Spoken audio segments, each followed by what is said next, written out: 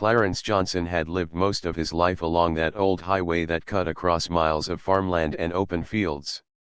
He was a man in his early 50s, tall with a strong build that came from years of hard work, but his face showed the quiet tiredness of someone who had carried many responsibilities. For as long as people could remember, Clarence had run his small roadside diner. The building wasn't big or fancy, it was just a long rectangle with a faded sign that read Johnson's Diner in red letters, with a flickering neon coffee cup next to it. The walls inside were lined with old photographs, a jukebox sat in the corner, and the smell of bacon and fresh coffee always greeted anyone who walked through the door. For years, the diner had been a place where locals would gather in the mornings, but over time, things had changed. Big chain restaurants had opened up closer to the city, pulling drivers and customers away. Now, most days, Clarence would find himself serving only a handful of people, sometimes just one or two. He didn't complain about it much, but deep down, he wondered how much longer he could keep the diner open. Still, it was more than just a business to him. It was his life, his history, and a piece of his late parents, who had first started it decades ago. That December evening, the air had a sharp chill, and the sky had been gray since early morning. Weather forecasters on the small television near the counter kept warning of a dangerous storm. A blizzard was coming, one that could close roads and trap travelers for hours, maybe even days. Clarence listened with one ear as he refilled salt shakers and wiped down the counter. He knew what snowstorms could do out here, especially when the wind came racing across the empty fields. It could turn the highway into a frozen river and blind drivers within minutes. His niece, Tanya, had stopped by earlier in the day to help him stock shelves. She was a college student in town and often worried about him. "Uncle Clarence," she had said, pulling her scarf tighter around her neck, "the news says it's going to be bad. You should close up early and go home before it gets worse." When the first light of morning crept across the horizon, it did not look like morning at all. The world outside the diner was still covered in thick white snow, piled high against the windows and swirling in slow motion as the wind began to calm. Clarence had stayed awake all night, checking the generator, pouring coffee, and making sure the truckers were warm. His eyes felt heavy, but his spirit was steady. The diner smelled of coffee, chili, and fried bread, and though the cupboards were nearly empty, Clarence felt grateful that he had enough to carry the men through the storm. Slowly, the truckers began to stir from their makeshift beds.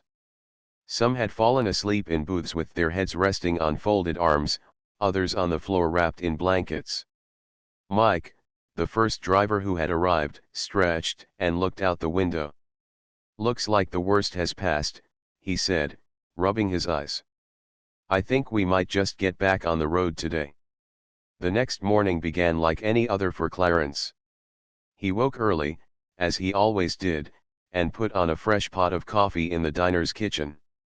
The storm had cleared overnight, leaving behind a world that looked as if it had been dipped in white paint. Snow glistened in the sunlight, piled high against fences and stretching across the fields for miles.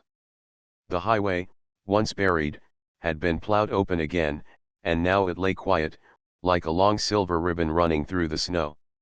Clarence stood at the window for a moment with his steaming cup of coffee in hand, gazing out at the wide open space. He wondered if any travelers would come today, or if it would be another slow day with only the ticking of the wall clock to keep him company. He didn't know that, at that very moment, dozens of truckers across the region were talking about him. The 10 men who had slept under his roof during the blizzard had spread the word fast by radio, by phone, and at every stop they made along their routes. They told the story of a man who had kept his doors open, who had given away hot meals and blankets without asking for a single dollar, who had offered shelter in a storm when no one else would. In a community built on the long miles of lonely roads, such a story carried weight. Truckers understood the road better than anyone, and they never forgot someone who had their back when times were tough. By mid-morning, Clarence had just finished sweeping the floor when he heard the deep rumble of a diesel engine. He glanced out the window and saw a semi-truck pulling into the lot. He didn't think much of it at first. Drivers stopped in now and then, but then another rig followed, and then another. Soon, the sound of engines filled the air like a steady chorus. Clarence's brow furrowed as he stepped outside, the cold biting at his cheeks. What he saw made him stop in his tracks. A line of trucks stretched down the road, as far as his eyes could see. One after another, they rolled into the lot, headlights shining in the winter sun, chrome grills glinting against the snow. It was not 2 trucks, or even 5. It was dozens. Big rigs of every color and size filled the parking lot until it was overflowing, and still more waited along the shoulder of the highway. Drivers climbed down from their cabs, pulling on hats and jackets, their boots crunching in the snow as they made their way toward the diner. For a moment, Clarence just stood there, his breath hanging in the air, unable to understand what was happening. Then Mike, the trucker who had first arrived during the blizzard, appeared from the crowd with a wide grin. "Told you we wouldn't forget," he said, shaking Clarence's hand firmly. "Word's been traveling faster than the snow melts. Everyone here heard what you did." Clarence's eyes softened with surprise. You told them." "Of course we did," Mike said. "A man like you deserves to be known. You didn't just feed us, Clarence. You gave us shelter, gave us hope. That ain't something a trucker forgets." Before Clarence could reply, another driver stepped forward, placing a heavy box in his arms. "Brought you some supplies," the man said. "Figured you might have emptied your shelves last night." Others soon followed, carrying bags of groceries, canned goods, sacks of flour, and boxes of coffee. It was as if an entire grocery store had been delivered straight to his door. One driver brought cartons of eggs, another carried fresh bread, and yet another lugged in bags of sugar and rice. "We took up a collection," one woman explained as she set down a crate of milk. Every driver chipped in. "We wanted to make sure you weren't left with nothing after all you gave us." Clarence felt a lump rise in his throat. His hands trembled slightly as he accepted each gift, overwhelmed by the sight of so many people coming together for him. Just yesterday, he had been worrying about how to keep his shelves stocked, and now his little diner was being filled with more than enough to last for weeks. Inside, the booths quickly filled. Truckers lined the counter, talking loudly, laughing, and ordering meals. Clarence worked fast, frying eggs, flipping pancakes, and pouring endless cups of coffee, but he was not alone this time. Some of the drivers jumped behind the counter to help. One man washed dishes, another carried plates, and a woman in a red jacket started writing down orders with a notepad she found by the register. The diner buzzed with energy, alive in a way it hadn't been in years. As Clarence cooked, he listened to the conversations around him. The truckers weren't just talking about loads and miles, they were talking about him. They told and retold the story of the blizzard, each adding their own version of how they had stumbled in half-frozen and left warmed by his kindness. Every time they spoke his name, it carried a kind of respect he had never expected to hear from so many people. After a while, Ray, the older driver with the gravelly voice, stood up in the middle of the diner and tapped his mug with a spoon. The chatter quieted, and everyone turned to listen. "Brothers and sisters," he said, his voice steady, "we all know why we're here. Clarence opened his doors to us when he didn't have to. He gave us food, warmth, and safety. Now it's our turn to give back." A murmur of agreement swept through the room. Then Ray pulled out an envelope from his jacket pocket and laid it on the counter. "We started a fund," he explained. "Every driver who's come through put in what they could. This ain't charity, it's family looking out for family." One by one, drivers stepped forward and added more envelopes, more bills, and more coins to the pile. Clarence stared at it, speechless. He had spent the night giving without expecting a single dollar, and now here was a mountain of gratitude sitting before him. "I don't know what to say," Clarence whispered finally, his voice thick with emotion.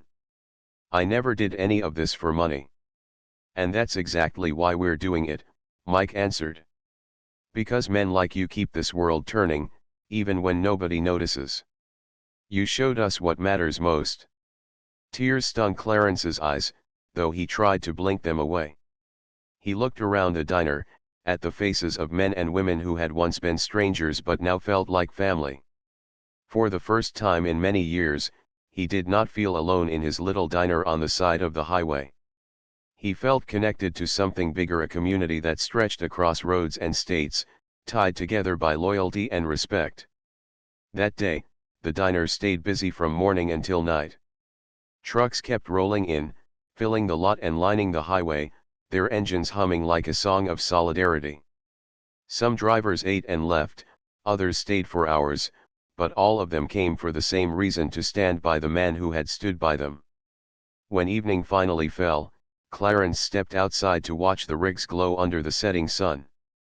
Their headlights flickered like stars against the snowy backdrop, and the sound of their engines warmed his heart. Tanya, his niece, pulled up in her small car and hurried over.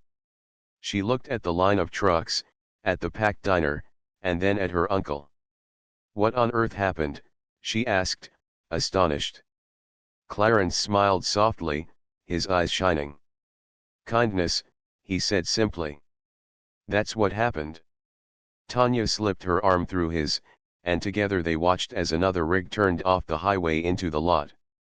The world had tried to bury his little diner in silence, but one act of compassion had brought it roaring back to life. From that day on, Johnson's diner was never empty again. Truckers made sure of it. They stopped not just for the food, but for the man behind the counter who had proven that, even in the harshest storm, humanity could shine bright. Clarence didn't just own a diner anymore, he owned a piece of the road itself, a place where people knew they would always be welcome, no matter the weather. And every time a truck rolled up to his door, Clarence was reminded of that long night in the blizzard, when kindness turned strangers into brothers, and when a simple diner became a beacon of hope. The men began gathering their belongings, folding blankets, and putting on heavy coats again. They spoke in softer voices that carried both relief and respect for the night they had survived together. A young driver named Luis clapped Clarence on the back and said, "Man, if it wasn't for you, I don't know where I'd be right now. Probably frozen somewhere on the shoulder of the highway." Clarence smiled gently, though he tried to play down their words. "You all would have made it," he said. "Truckers are tough. You're built for these roads." But the men shook their heads. They knew the truth. The storm had been brutal, and without the glow of that small neon sign in the distance, without the warm hands of a man willing to open his doors, they might not have made it through the night. One by one, they came to the counter and asked what they owed him. Clarence waved his hand every time. "You don't owe me nothing," he said firmly. "This diner's always been more about people than money. Last night, you needed shelter, and that's all there is to it." The men looked at one another, unsure how to respond. Some tried leaving bills on the counter, but Clarence pushed them back gently. "Keep your money. Use it for fuel when you hit the road. That'll serve you better." It wasn't pride that made him refuse their payment, it was his heart. He truly believed that when someone is in trouble, kindness is the only currency worth anything. Still, he could not hide the small worry that nagged him inside. The shelves in his kitchen were empty, and it would be days before the supply truck could deliver again. Giving away so much food had meant he would struggle to serve the few paying customers who might stop by in the coming week. But Clarence told himself he'd find a way, just like he always did. The truckers, meanwhile, stood in silence for a moment before they began to thank him more deeply. Ray, the older driver with the gruff voice, stepped forward. "You may not think it's a big deal, but it is," he said, his voice low but steady. "Out there on the road, folks don't always stop for each other anymore. We're always rushing, always counting the miles and the loads. Last night you reminded us what it means to look out for one another. Clarence didn't know what to say to that. His throat felt tight, and so he only nodded, brushing crumbs off the counter as if that task was more important than the praise being given to him. When the men were finally ready to leave, they lined up to shake his hand one after another. Their grips were firm, and their eyes were filled with gratitude. "You saved us," Luis whispered again as he stepped out the door. "We won't forget." The sound of diesel engines filled the morning air as the rig slowly pulled out of the lot, their headlights cutting lines through the fading storm. Clarence stood at the window, watching them go. He felt an ache in his chest, not because he wanted them to stay, but because the diner felt too quiet again once the last engine faded away. The booths were empty, the blankets folded, and the only sound left was the soft ticking of the clock on the wall. Clarence spent the next hour cleaning up. He washed dishes, scrubbed the counters, and stacked the empty pots in the kitchen. His hands moved with habit, but his mind wandered. He thought about how quickly food had disappeared from his shelves, about the bills waiting to be paid, about how quiet the diner might be in the days to come. For a moment, doubt crept in. Had he done the right thing giving away so much when he had so little? But then, as he placed the last blanket back in the storage box, he reminded himself of the faces he had seen the night before, faces filled with relief and laughter, faces that had walked in frozen and scared but had left warm and alive. That, he told himself, was worth more than money. The afternoon passed slowly. Clarence fixed himself a small sandwich from what was left in the kitchen and sat by the window, staring at the highway that was still half buried under snow. A few plows passed by, pushing the heavy piles aside, but no other vehicles came. The road was too quiet, and the loneliness settled around him once again. Yet, despite the silence, there was a strange peace in his heart. He did not know that the truckers he had helped were already spreading the story. Word had begun traveling from one driver to another over CB radios and truck stop diners across the region. They were telling everyone about the man who had opened his small diner in the middle of the blizzard, the man who had refused their money and given them warmth when they needed it most. Clarence had no idea of this. To him, it had been just another long night of work, another moment of choosing kindness. As the day grew darker again, he walked through the diner, shutting off some of the lights to save electricity. He left the neon sign on, though, its faint glow pushing against the winter evening. He sat back down with his coffee, feeling the weight of exhaustion, and let his thoughts drift. Tomorrow would come, he told himself. Business might be hard, but he had faith that he could keep going. After all, the diner had survived storms before, and so had he. What Clarence could not see was that tomorrow would not be like any other day. Tomorrow, the sound of engines would return, not one, not two, but a long line of rigs stretching down the highway, all headed straight for his little diner. And for the first time in years, Clarence's small roadside stop would be filled not just with people, but with hope, loyalty, and a new kind of family he had never expected. Clarence gave her a gentle smile, the kind of smile that said he had already made up his mind. "If I close," he answered softly, "and someone gets stuck out here with nowhere to go, how would I feel then? This diner's got heat, food, and lights. If anyone needs it, I want it to be here." By the time the night had fully settled in, the diner no longer felt empty. What began with one driver had turned into two, then three, and soon the place was filled with the heavy boots, thick jackets, and tired faces of truckers who had been caught in the storm. Each time Clarence heard the low roar of an engine pulling into the lot, he hurried to the window and saw another rig fighting its way against the snow, headlights barely cutting through the white curtain. One by one, they parked crookedly in the growing piles of snow, and one by one, the drivers stumbled inside, shaking ice from their shoulders and exhaling clouds of frosty air as they pushed the door shut behind them. Clarence welcomed every single one the same way. "Come on in. Warm up. You're safe now," he said, his voice steady and calm, even though he could feel the strain of hosting so many at once. Soon, there were 10 truckers in all, filling every booth and crowding around the counter. Their gloves steamed as they dried near the heater, and the sound of boots tapping against the floor mixed with the low murmur of their conversations. The diner, which only hours earlier had been silent, now felt alive again, almost like it had in the old days when it was always full. Clarence moved quickly from one table to another, serving coffee, heating soup, and frying up whatever he had left in the kitchen. He didn't stop to think about the cost. He knew his shelves were running low. Flour, beans, onions, and meat he had stored for the week were disappearing fast. Still, he refused to hold back. These men had been stranded in one of the worst storms of the season, and he was not about to let them sit cold and hungry. Mike, the first trucker who had arrived, called out from his booth, "This chili is the best I've had in months. You sure you don't mind us eating you out of house and home?" Clarence chuckled, wiping his hands on his apron.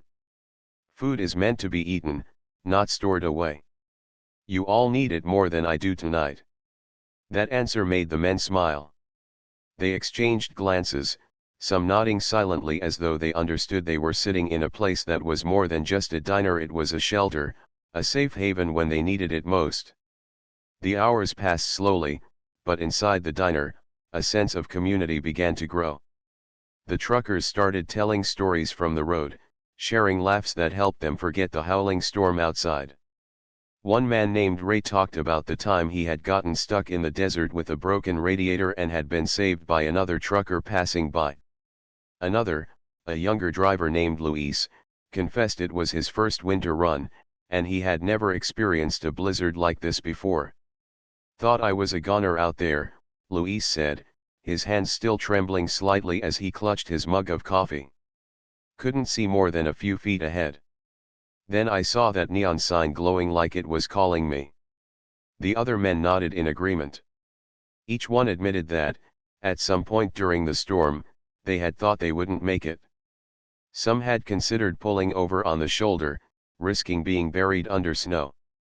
Finding Clarence's diner had felt like finding a lighthouse in the middle of a dark sea.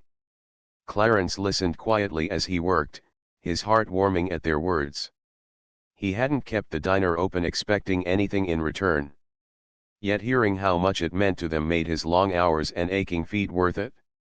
He moved back into the kitchen and returned carrying an old box of blankets he kept in the back room.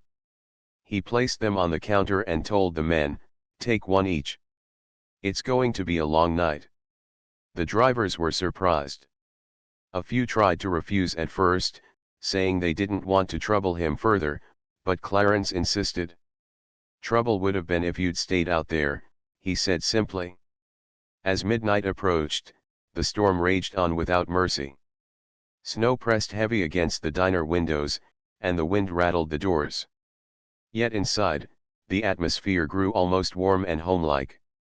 Some of the truckers stretched out across the booths, using their jackets as pillows and the blankets Clarence had given them to cover their shoulders. Others stayed awake, sipping coffee and talking quietly. One man asked Clarence why he kept the diner open even when business was slow and the road seemed nearly forgotten. Clarence paused, leaning on the counter as he looked around at the group of men resting safely inside. "This diner was built by my parents," he said. "It's more than just a place to eat. It's a place where strangers can sit down and feel human again. As long as I've got the key, I'll keep the lights on. Because you never know who might need it." The truckers fell silent for a moment, touched by his words. Then one of them, an older driver with a gruff voice, said, "Well, you've done more than keep the lights on tonight. You might have saved lives." Clarence didn't reply to that. He just nodded and went back into the kitchen, but his chest felt heavy with quiet emotion. He didn't think of himself as a hero. He just did what seemed right. As the night dragged on, the truckers began to relax. The jukebox in the corner hadn't worked for years, but one of the men joked about singing to pass the time. Laughter followed, the sound bouncing off the diner walls, chasing away the storm's gloom.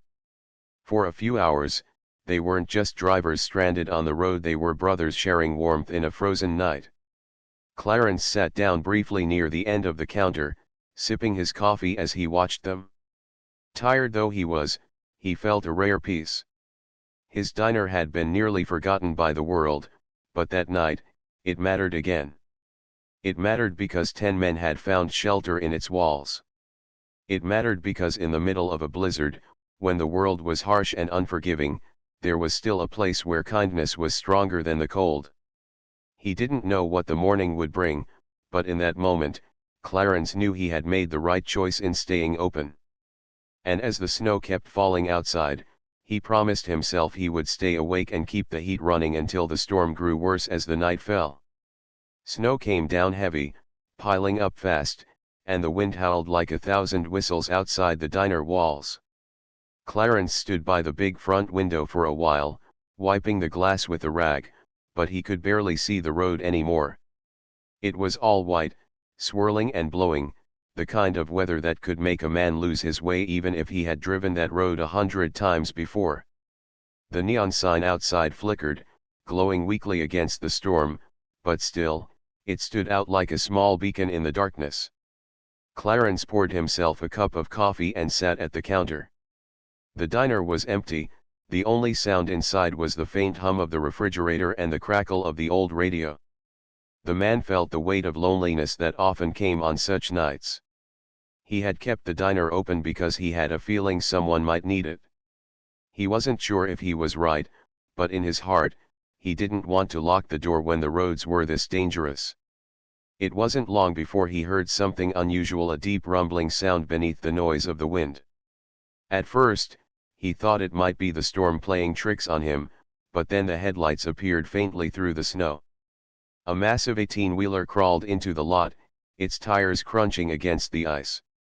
The truck stopped, and a man jumped down, his heavy coat covered in snow. He rushed toward the diner, pulling his scarf away from his face. The door swung open with a blast of cold air, and the driver stepped inside, his cheeks red and his beard frozen with ice. "Man, it's brutal out there," he said, stomping his boots. "Didn't think I'd find anything open." "Come on in," Clarence told him warmly. "Sit down, I'll get you something hot." The man smiled, relief showing on his face. He slid into a booth near the heater while Clarence poured him coffee and set a bowl of soup on the table. The driver introduced himself as Mike, a long-haul trucker hauling goods across the state. He said he'd been driving for hours, trying to beat the storm. Tanya sighed, knowing she couldn't argue with his heart. She hugged him quickly before leaving. The storm grew worse as the night fell. Snow came down heavy, piling up fast, and the wind howled like 1,000 whistles outside the diner walls. Clarence stood by the big front window for a while, wiping the glass with a rag, but he could barely see the road anymore. It was all white, swirling and blowing, the kind of weather that could make a man lose his way even if he had driven that road 100 times before. The neon sign outside flickered, glowing weakly against the storm, but still, it stood out like a small beacon in the darkness. Clarence poured himself a cup of coffee and sat at the counter. The diner was empty, the only sound inside was the faint hum of the refrigerator and the crackle of the old radio. The man felt the weight of loneliness that often came on such nights. He had kept the diner open because he had a feeling someone might need it. He wasn't sure if he was right, but in his heart, he didn't want to lock the door when the roads were this dangerous. It wasn't long before he heard something unusual, a deep rumbling sound beneath the noise of the wind. At first, he thought it might be the storm playing tricks on him, but then the headlights appeared faintly through the snow. A massive 18-wheeler crawled into the lot, its tires crunching against the ice. The truck stopped, and a man jumped down, his heavy coat covered in snow. He rushed toward the diner, pulling his scarf away from his face. The door swung open with a blast of cold air, and the driver stepped inside, his cheeks red and his beard frozen with ice. "Man, it's brutal out there," he said, stomping his boots. "Didn't think I'd find anything open." "Come on in," Clarence told him warmly. "Sit down, I'll get you something hot." The man smiled, relief showing on his face. He slid into a booth near the heater while Clarence poured him coffee and set a bowl of soup on the table. The driver introduced himself as Mike, a long-haul trucker hauling goods across the state. He said he'd been driving for hours, trying to beat the storm, her boots crunching in the thin layer of snow that had already started to cover the parking lot. Clarence watched her car's tail lights fade into the distance, then turned back inside and flipped on all the lights. The neon sign outside buzzed.